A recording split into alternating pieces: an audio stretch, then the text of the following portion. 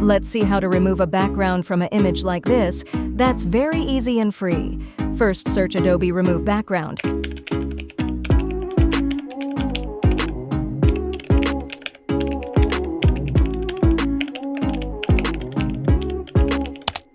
And click on this search result.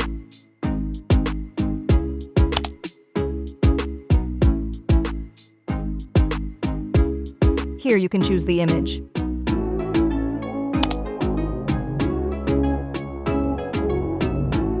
And select.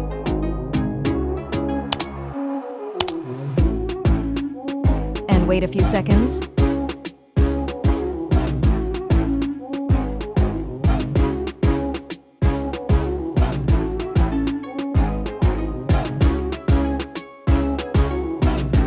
Okay, here we done.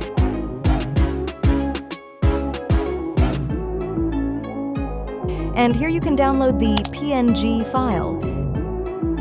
You can see the background of image have removed with a good quality. Thanks for watching and subscribe for more.